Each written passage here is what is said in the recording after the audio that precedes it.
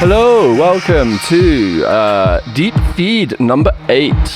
We are back, or I am back, and I'm joined by NJC, who I believe will have been on this podcast for the 3rd time, making him the record holder. Wow, that's nice to be given such a highly acclaimed award. Yeah, we'll get you in the Guinness books as soon as they listen to my crazy ramblings. No problem. I will, I'll be there waiting for my medal. Yeah, right. Do they give out medals, do they? I'm not sure. I think they do. You get some sort of plaque, don't you, with your achievement on it? Yeah, that makes sense. So this is episode 8, as I mentioned. Just in case you're wondering, last week's episode 7 is a non-event. It didn't happen. I don't think you missed out, and it's just any other way than it didn't happen, which will happen occasionally as we go on. But this is as low as you can go, and it's sub-bass specific. Sub-bass is, of course, something incredibly close to my heart and Nat's, isn't it? Yeah. Spent most of my life studying the frequencies of sub-bass. Yeah, man, it's definitely the best frequency. Definitely. It's nice to actually hear things that aren't bass as well. I mean, if all you ever heard was that was all there was, it would get quite boring. But the other quite fascinating thing is that you feel sub rather than hear it as well in certain circumstances. That is very true. So, scientifically, sub-frequencies disperse from speakers omnidirectional, so they don't have a specific direction, unlike mid-frequencies and high frequencies that generally are targeted by the speakers themselves. So the sub escapes a speaker in a omnidirectional sense. And also blind people can feel it, can't they? That's right. Yeah. Yeah, I've read things about about that. So anyway, we should progress to the first tune. I will let you run something, Nat. What are you going to play for us? Right. Well, I thought let's start off with probably. Let me have a think. Let's have a look. Let's go for the Long Way Down Bass Mechanic by Eric Hammond. Right, okay. Now, this is not so well known in dance music world, but it's a track that I've heard many system engineers use in the live environment. When they're setting up PAs and rigs for festivals, they often use this track to test the sub-frequencies. Oh, sweet. And when I first heard it being used, I could really appreciate why they were doing that, and I didn't even know this track existed, so it might be a new one for many people, or you might already know of it. But either way, if you've got a sub, get this track on it and see how you feel. Cool, man. I don't think I know it. I'm looking forward to running the system. I'll be back in a bit. I and that we will be back in a bit. Here we go. It's a long way down.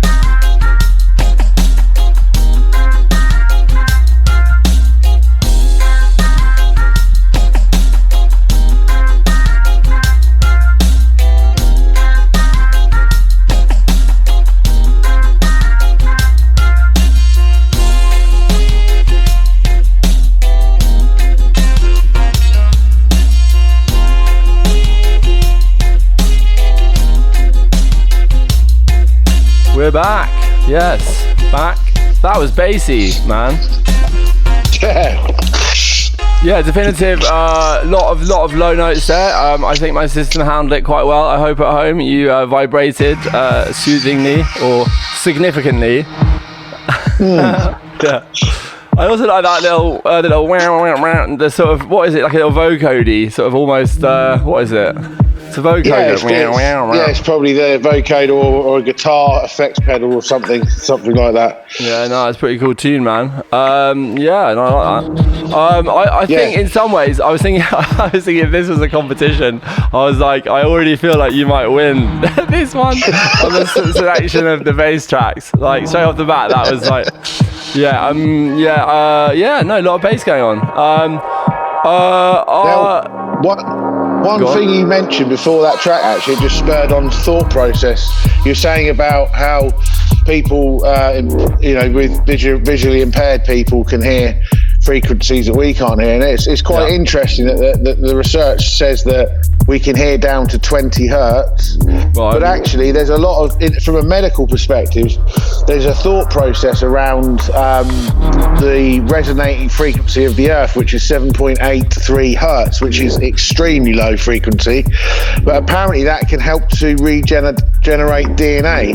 There's a research program that's looking into really sub frequencies, low frequencies that can actually help to generate new cells in the human body. Wow, that's amazing. What frequency is this of in the earth? Like a vibration? So it's the earth's vibrational frequency apparently is 7.83 hertz. According to who? What vibration? I'm just curious to know. The Schumann resonance. Okay, so you can look this up, like you can? Yeah, you can look it up, yeah. Oh, okay, I'll just check that out. We'll have to check that out. Wow, fascinating stuff. So, cool, okay. Vibrations is the one, everyone likes vibes, and now it's science too, apparently. Cool, brilliant. So, right, next up we have one of my favourite producers. I'm going to choose now. I get to choose me. It's Lorn, that'll be Lorn. All around bad, man. Good. Yeah, this is one, this track is, the sub, it's not as mixed or just pronounced as maybe that last track, but it's definitely sort of warm and low. So this will be Anvil. It's also got one of the most awesome videos ever, which I've mentioned before in this podcast. If you want to check it out, go ahead. In the meantime, we're just going to listen to it now, and we'll be back in a bit. It's Lorn Anvil, running.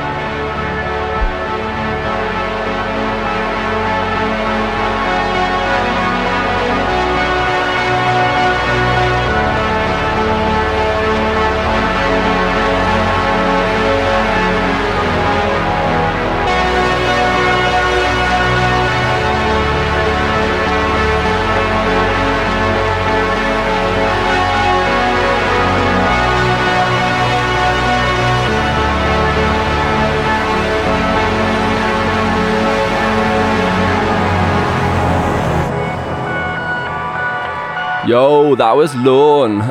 Melody. I was losing my ability to pronounce English for some reason.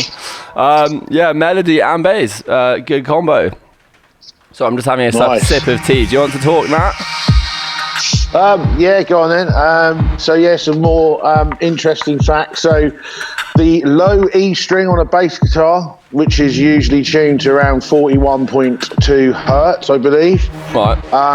And that's the lowest string on a bass guitar. And then on the piano, the lowest A note is tuned to 27.5 hertz. Oh, no. So again, we're talking about things that are not necessarily heard rather than felt when you get to such low frequencies. Well, I remember researching what frequencies could be felt, and I think they're not really sure. There's like in research, there's like there's sort of a range rather than like a specific. Absolutely, this is where you notice. And I think as well, it all depends on environment. So the actual acoustic environment that you're in when you're doing that will have a massive impact on whether you feel or hear the frequencies based on how they oscillate around the room. And probably how good the system is as well, right? Exactly. And I think I spoke to you before about noise cancellation techniques. Now, from my years of touring back in the day, there would be many big PA companies that would set an array of subs at the front of the stage out for the audience, but underneath the stage set a certain amount of distance behind those subs. They would put another row of subs, and what that would do would invert the sine wave so that there'd be no bass backstage. And that's a very, very clever technique that they use in sound engineering, where you can create an inversion of the sub bass for a specific area around the back of the stage. I understand. Wouldn't some backstage people be a bit sad about that? I would say, especially in a bass music event or say a drum and bass rave, there'd be a lot of pissed off people, yeah. Yeah, right. Cool. I think this is more to do with the sort of big high-end concerts where people are working backstage in different, it's a bit different to a rave, do you know what I mean? Yeah, no, of course. What do you want to play next, dude? Okay, well, shall we go? Let's go to something a bit more sort of traditional in terms of bass music. So I've picked a track by Dillinger. Now, I've always loved Dillinger's productions. He's a bass scientist, He knows his stuff. He made this particular track called Grimy, and it was around the time when he was he had the Valve sound system and he was touring around. I remember hearing this at the Junction at Cambridge when he had the Valve system there, and I just remember thinking I'd heard it in other clubs and on my headphones or in the car or whatever, but it was hearing that track played on a Pinnacle system designed for sub bass. It just melted my face. So I feel like this is a good example of a bass scientist, if you like, and how he's produced the track for that reason. Let's go. Here we go. Grimy, Dillinger. Grimy.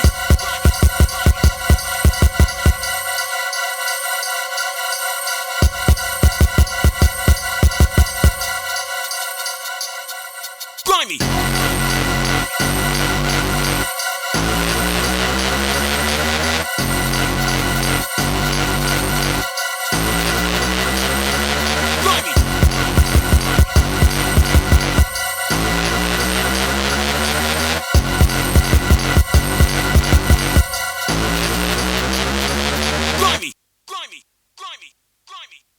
Time to get grimy.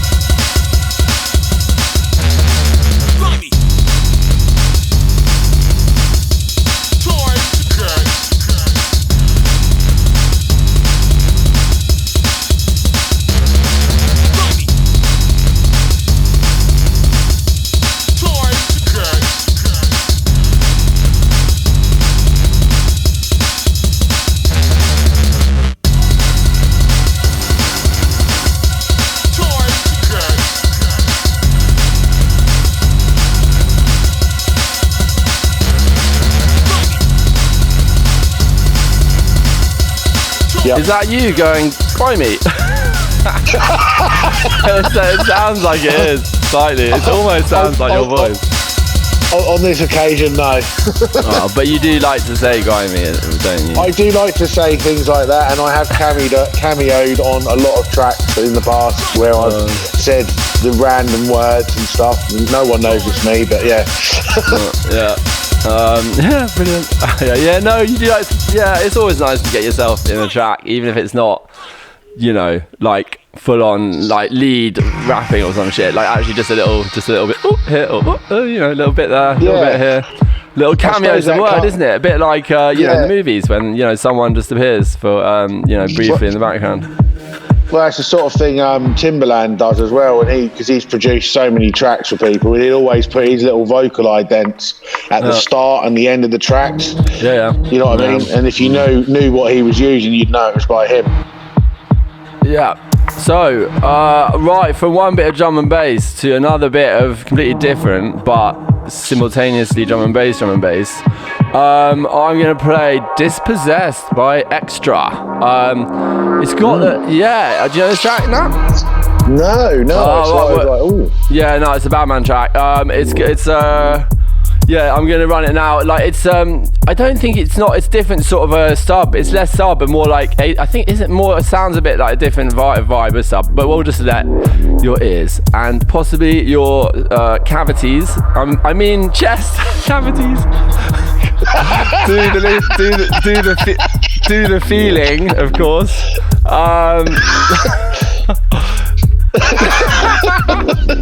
Nick, trust you, mate. That was classic. Oh, brilliant. That just happened. I didn't plan that joke. That was quite funny though. Anyway, so let your ears do the listening and your body do the feeling. We'll leave it like that instead. Here is Dispossessed, Extra, Bad Manatee. Matt's still laughing. We'll just let him laugh for the next 5 minutes, and then we'll be back in a bit. Bye.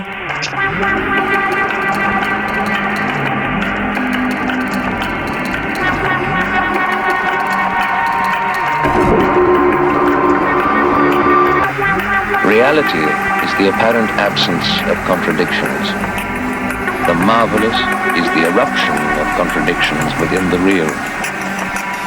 Love is a state of confusion between the real and the marvelous.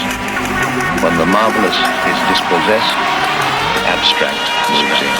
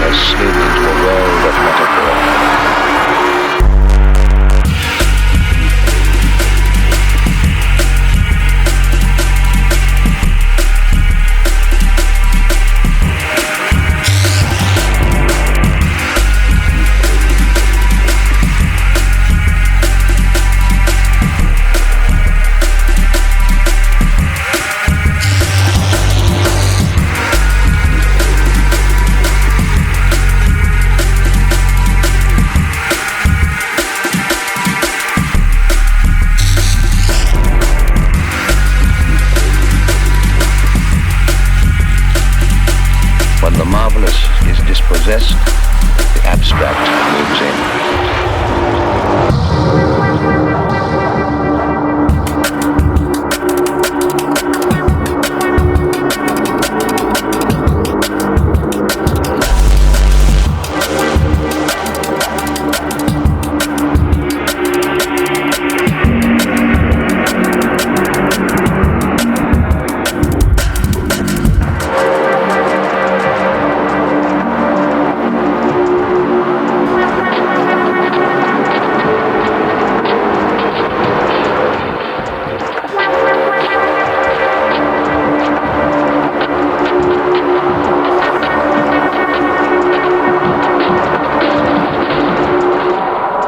Reality is the apparent absence of contradictions.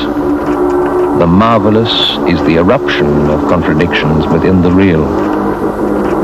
Love is a state of confusion between the real and the marvelous.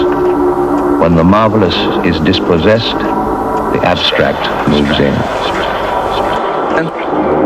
Yeah, what do you think, Nat? Yeah, that's cold. That reminds me of Photech. Sort of early Photech. Yeah, definitely. Definitively nice.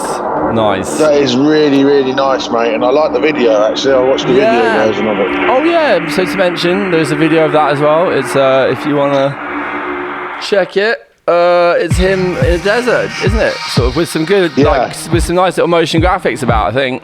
Yeah, it's a good project. I like it, mate. Good choice. Yeah. Cool. So, right, yeah. So, what are you gonna say? Right. Next what else can we talk about? Sub basses, sub frequencies. Sub. Oh wait, are you bringing little factoids every break? Are you gonna manage that many factoids? Well, no, I haven't organised that. I'm just trying to think off the top of my head. Like, I thought you were looking them up. I thought you were like literally going, oh, sub bass. Let's look up some factoids. Oh, okay. Well, let's do one now then. What you mean? Actually, just Google it. Yeah, sub bass. Let's say sub bass warfare. Let's see what's going on with war. Wow. Yeah. I don't know. I did see there is stuff to do. I don't think sub. I don't know. I saw some YouTube videos about sound weapons and stuff to do with how to sort of how they're not as safe as some, because they're not. I mean, weapons is in like not ones to kill people, but ones that they use at like crowd control and stuff. And I saw this YouTube video about how it's saying that the safety levels weren't as good and how to protect yourself if you are a protest and they started sound, zapping you or whatever. I suppose it goes into more like sonic and ultrasonic weaponry, doesn't it? Rather than it can't be very nice. If you think about the worst sound that you've heard, and then just have that really loud. Yeah, it's not going to be fun. And I'm aware of. I mean, obviously, we're not supposed to be talking about high frequencies, but there are certain. No, you won't be banished. Like there's these devices you can use to deter dogs and cats from coming onto your property by the frequency they emit, but that's obviously not sub, it's high frequency sounds. Yeah, the ones they don't hear, like with those dog whistles that you just hear really high little whistles, but they're like, the dogs are going, fucking hell. Yeah. What do you want to play though? I think we could spend a long time researching what and not getting anywhere talking for too long. What was your choice? I'm gonna go back to before sub bass was really kind of, I mean, it was a thing, but this was like an old tune by Chrome and Time from back in the day called This Sound Is For The Underground. So it's a bit like a sort of a hardcore style track, but it's sort of where it started to move over to breakbeat and into like the early jungle drum and bass stuff. So, but I remember this track, hearing this in a rave many years ago, right at the beginning of it all, and I just think this is quite a good example of a sub bass tune from that era. Cool. I don't think I know it. I look forward to hearing it. Okay, here we go. Chrome and Time. This sound is for the underground. Here we go.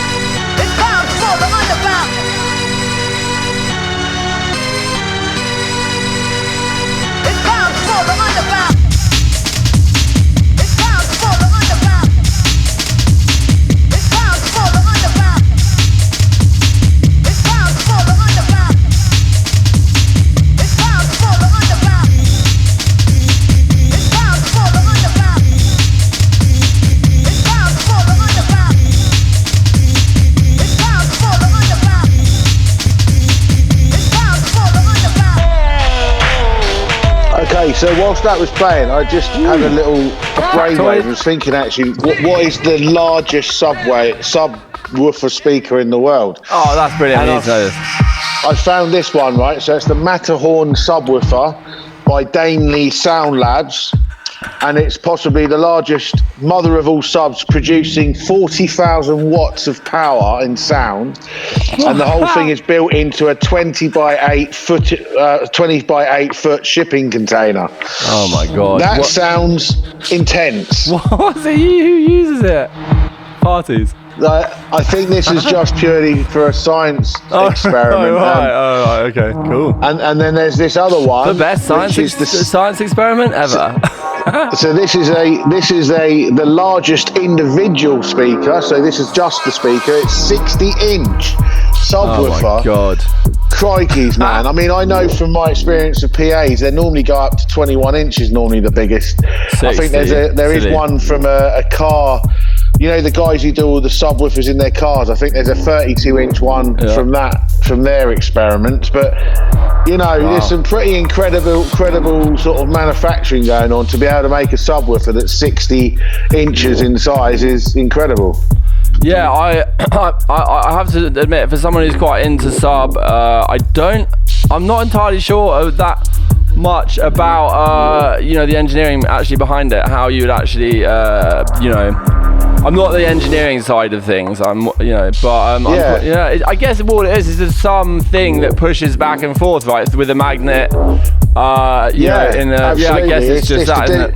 Yeah, and it's all down to the diaphragm, i.e. the speaker, the actual speaker itself, and the material it's made from, and how that then oscillates and modulates when you put the frequencies through it.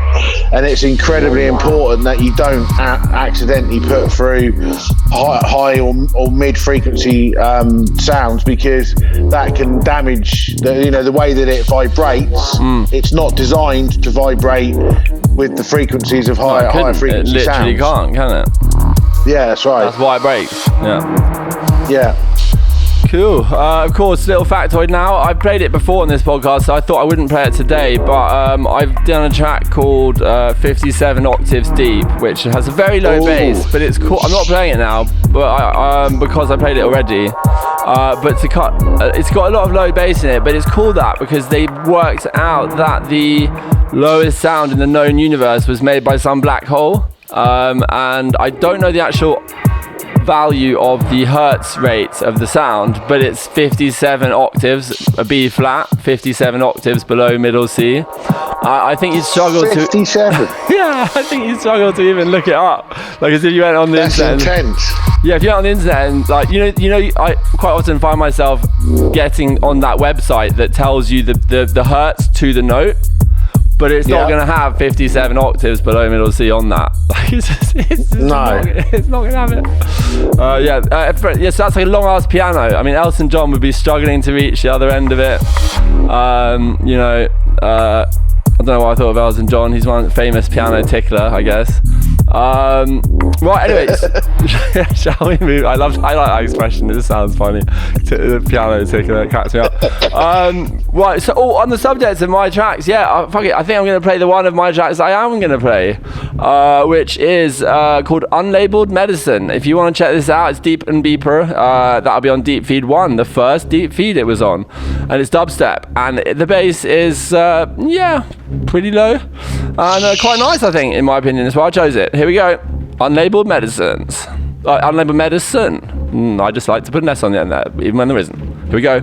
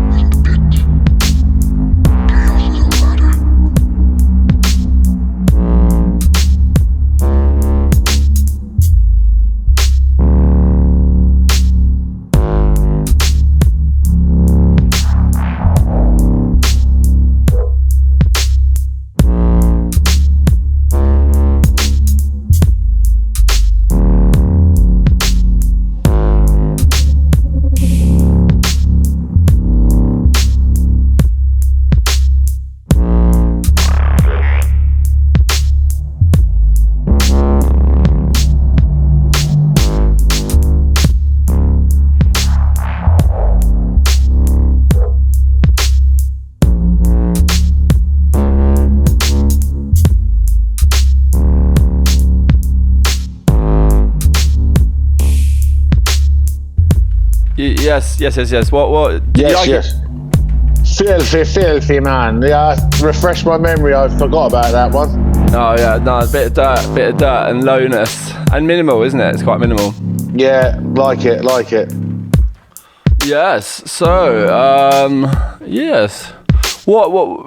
I'm trying to think of subby stories. I've got a couple of ones I remember. Like one time entering a sound system, like a party, and it was I think it was like a 20k rig, like mostly bass, and or maybe it was 60. I don't remember, but it was in this long, like under the train sort of tracks archway thing, which must have been 50 meters long or 40 meters long or something.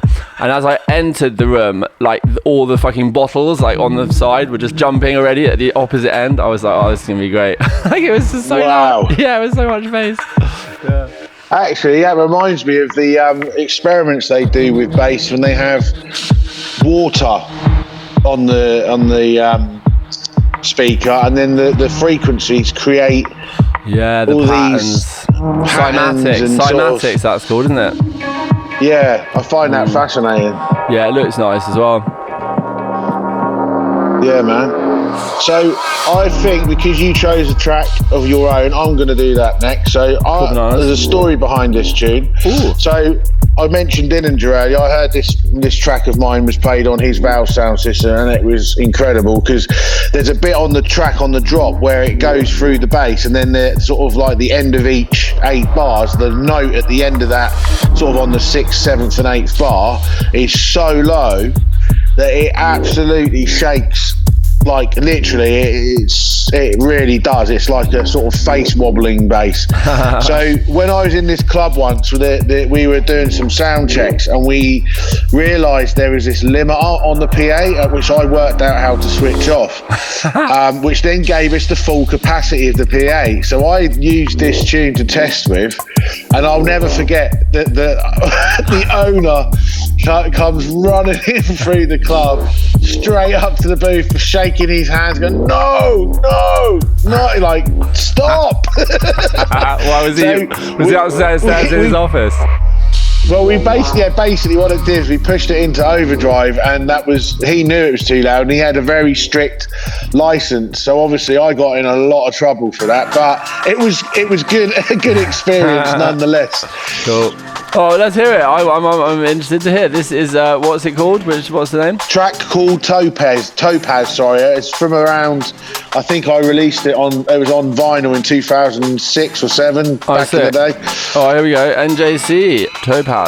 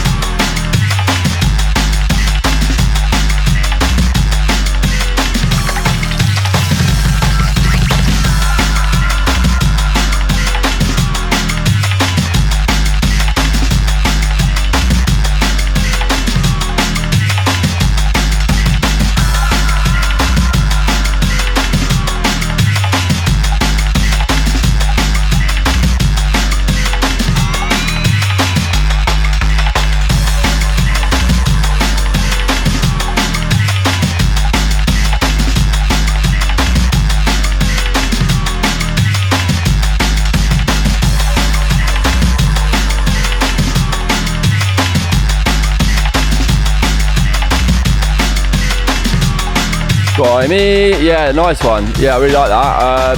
Definitely a bassness.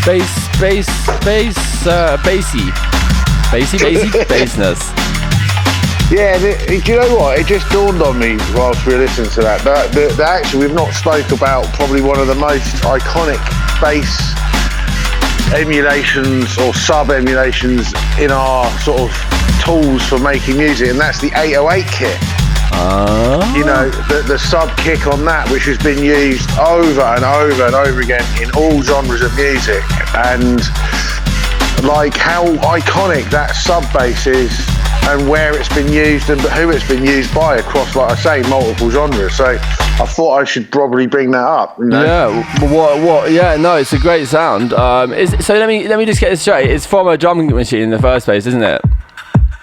Say that again, sorry. It was from a machine, like a synth or a drum machine, wasn't it? Roland? Yeah, so the 808, so it's the 808 drum machine, which was developed, and it came after by Roland, I believe, wasn't it? And it came after the S07, and that became.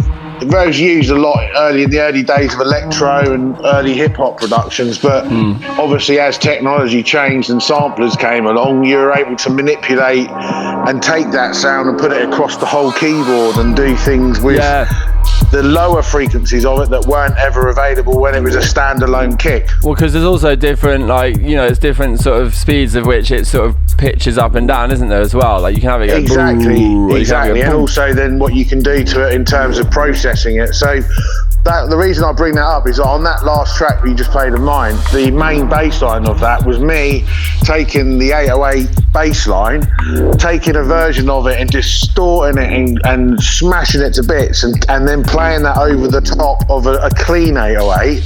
So that's why you get that real low, deep sub going on that's still clean and audible, but then the distortion element of it is what gives you that kind of grimy sounds. That's the way to do it, isn't it? That's the way it's a nice way to do it. You distort bass, but also have the clean original.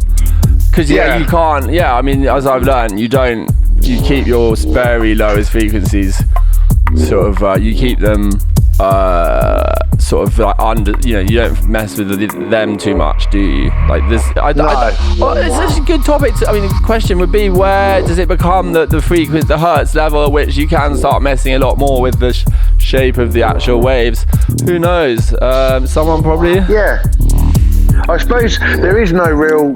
I think, as we know, there is no rules, is there? Really? Yeah, there's so many producers who flip the script and come with all sorts, don't they? You know, and it kind of changes the rule book each time.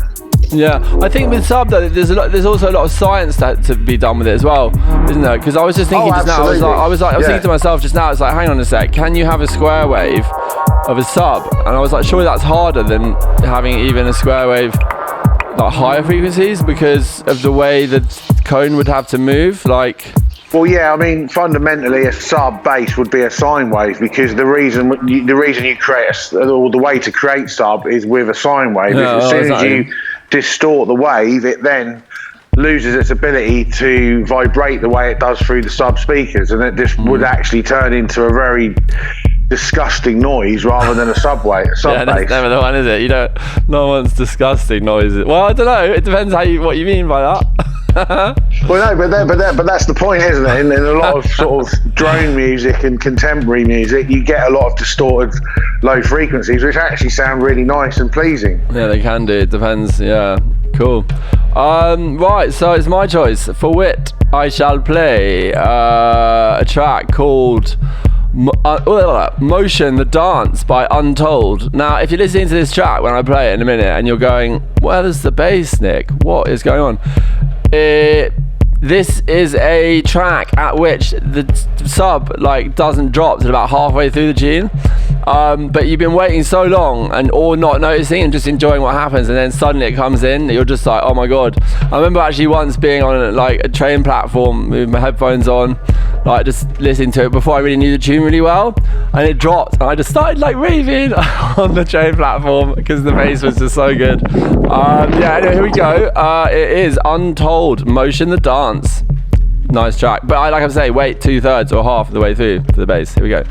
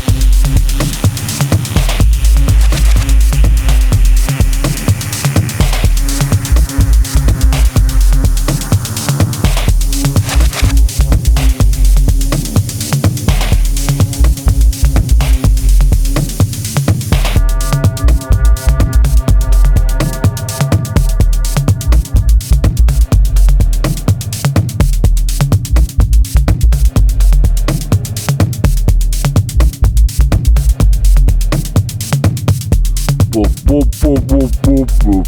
That's how it goes. That's the one. Yeah, that's hard, man. Whoop, whoop, whoop, whoop, whoop, whoop, whoop. Proper hard. I was doing a good impression there. Not actually bad compared to my usual attempt. Yeah. So that will move us into your final choice, which is I saw what you sent when you said you would choose it, and I know a version of this track. I used to play it. I had it on MP3 when I used to DJ. When I used to DJ techno and stuff, but I don't know this mix of it. So yeah, I know. What is it? And again with this, it's the use of an 808 in a way that kind of really, it's not obvious, I suppose, in some respects, but it's just clever, and it's got the side chain going on it. And when I heard this in Fabric, and I was like running around like, what is this tune? What is this tune? And you didn't know for ages. And someone I was working with played it on one of their DJ mixes, and I was like, oh, there it is. What is that tune? So cool. For me, this was a tune I heard out in the club. Oh. The name of it. Sorry, you heard that in the club? Yeah. So you cut out there. The club what? Environment, I guess you said. I said I heard this in a club environment and didn't know what it was for ages. And when I finally found out, it was. It's always great when that happens. Yeah. Cool. Oh, so let's play it. It's the Dubfire Roadkill, but it's the breakfast remix. Yummy. Yes. Is it as seminal as fried eggs on toast? Probably. Cool, man. Oh, here we go. I'm playing it now. Here we go.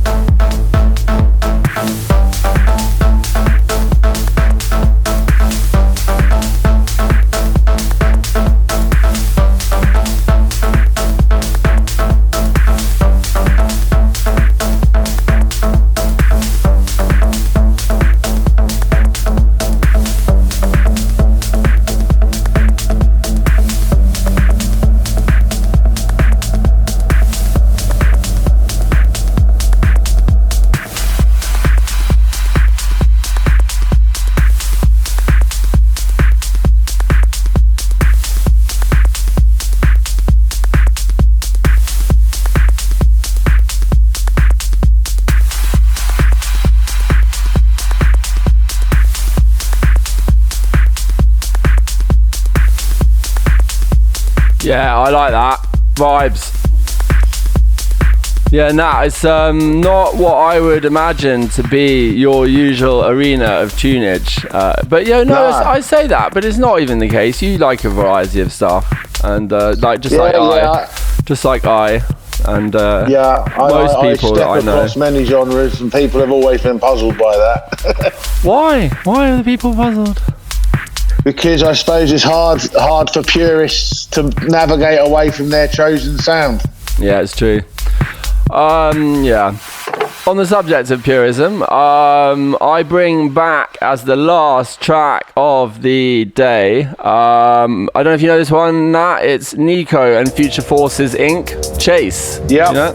I know this one. Oh mate, this I think of all my choices, it's probably the most sub going on actually. I was checking it in the car. Good tune. Yeah, I was just checking it in the car the other day on the way back from the New Forest, and I was just like vibing with the missus and our little one in the. Probably only feeling the sub at that point, seeing as he's not born yet. But yeah. Perfect education going on prior to being in the existence. Yeah, brilliant, yeah. But yeah, it's a great track, which leaves us to just sort of sign off on our sub voyage, and me to say thank you, Nat, for coming, on air, I should say, not coming into my studio. If you could make it this time. Thanks for having me. Yeah, it's a bit of a shame I couldn't make it to the live recording, but we managed anyway, so that's great to be here. Yeah, cool, man. Which leaves me to say to all the listeners, have a nice one as well. I hope you enjoyed the sub. So it's bye from me. Bye from me. Take it easy, guys. This is Chase. Till next time. Bye-bye.